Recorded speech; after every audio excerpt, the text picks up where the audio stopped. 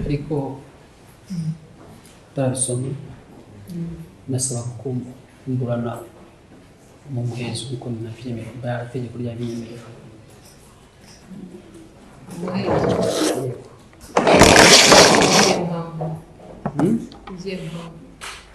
kuko hari ibyaha nakoze bikomeye biri mu muge ntashaka bijya kuri itangazamakuru cyangwa se kuyobora inzira bamwe bagenzi banjye uburyo bwo kubikoramo. Niho nakwifuza ko nabana mu muhezo kuko ninjye wiyemereye kuri kandi mu kuvuga uko kuri. Uburaniye mu ruhame aricyo bikubangamira?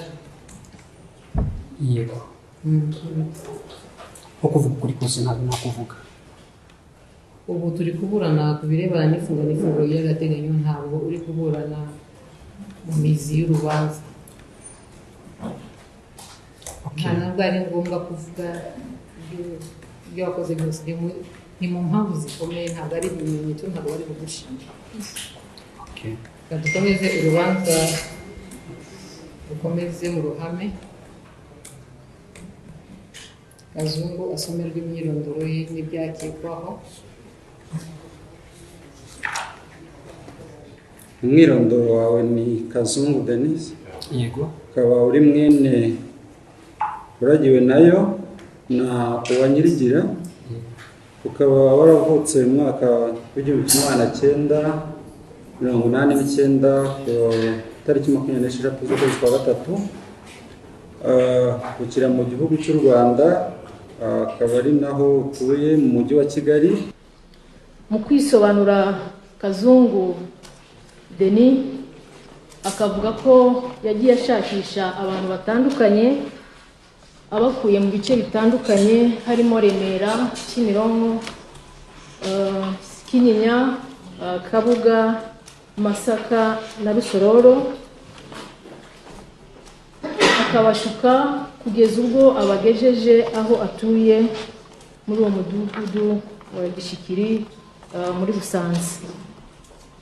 Yamara kubageza mu rugo rwe agahita abakingirana, akabazirika amaboko n'amaguru, akazana ibikoresho bitandukanye birimo inyundo, umuhoro, ipensi, imakasi n'ikaramu, agatangira akababwira amagambo ateye ubwoba,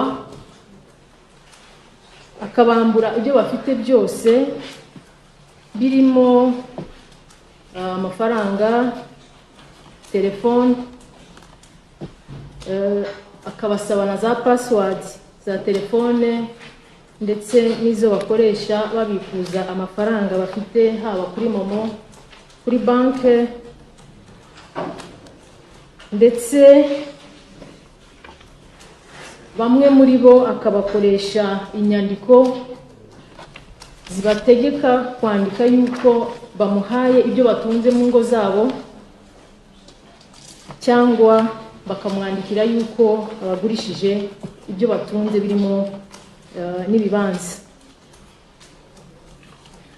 Yarangiza kubona ibyo yifuza byose akahita bica, akabajugunya muri wa mwobo yacukuye. Madame la Présidente, muri abo harimo ababashije kumucika, bamwe batanga n'amakuru y'ibyabaye cyangwa se ibyo yabakozeho. Mu kwisobanura rero, Kazungu akavuga ko nubwo basanze mu cyobo imibiri y'abantu 12, we avuga ko yishe abantu 14, babiri bo imibiri yabo ikaba itarabonetse mu rwego rwo gusibanganya ibimenyetso.